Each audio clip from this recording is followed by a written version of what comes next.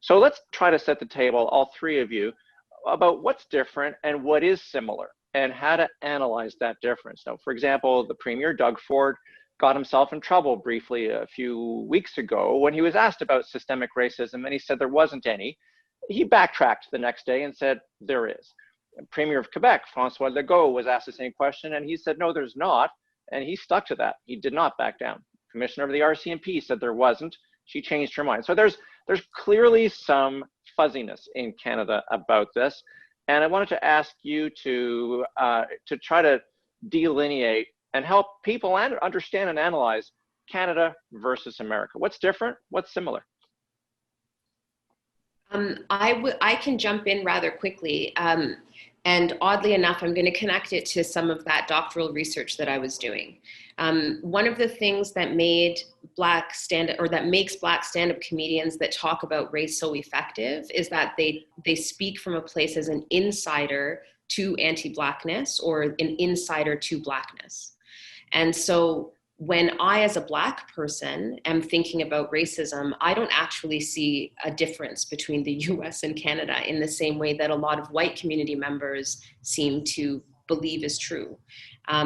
What I see is a similarity in how quickly we stop talking about racism in the US and Canada, how quickly we accept people's apologies for racist comments or denial of my history or denial of my humanity.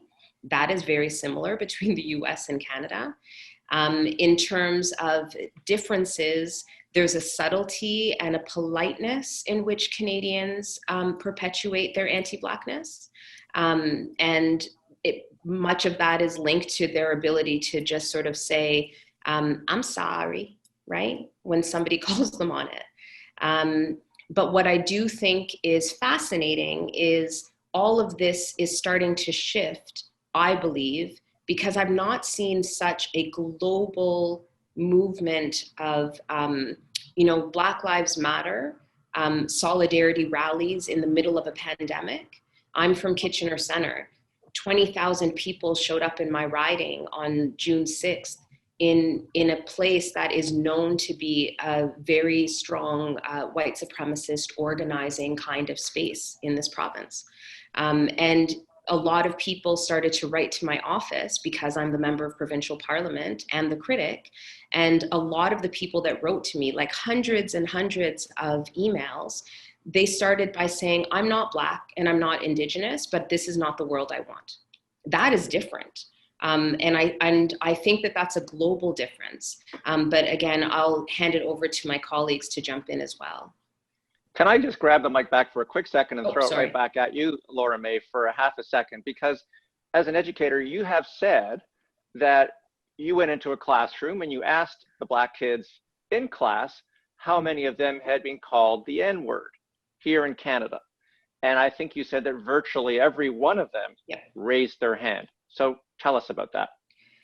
So I was at the Waterloo Region District School Board hosts an annual conference called Black Brilliance, and they bring Black students from across the entire region together for a full day of programming that's focused on them. They actually have students that help to organize it, so the topics are organized that speak to these kids, etc.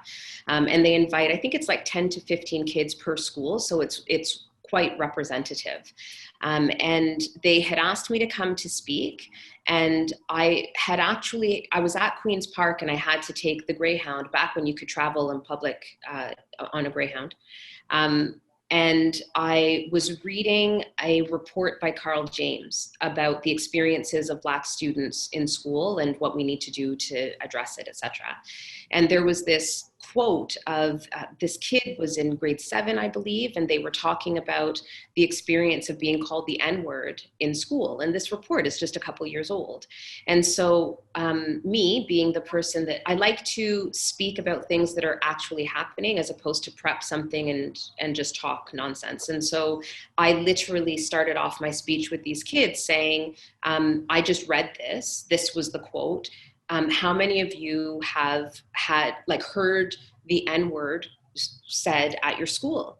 And I was taken aback. Literally every Black child, and it was all Black children, raised their hand.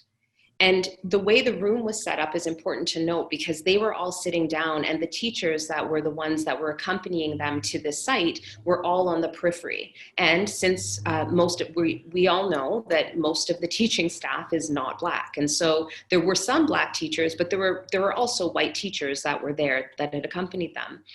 And so I was taken aback, and I said, and how many of you have had the N-word leveled against you in particular, not just thrown around, but said to you? And only about half put their hands down.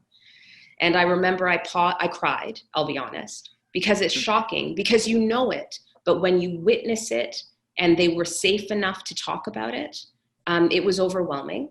And I asked all of the adults in the room to see what was happening, to remember that we can talk about being brilliant and we can talk about how much we love each other and we can talk about all of that. But if you're allowing the N-word to be leveled at school, there's a problem. And the adults in the room are responsible to address that problem. And it's not just in that classroom, but many of us will remember that a trustee just north of Toronto in York Region used the N-word with a parent, a Black parent of Black children. And we have read about anti-Black racism in Peel. So this is not just incidental or accidental, it keeps coming back.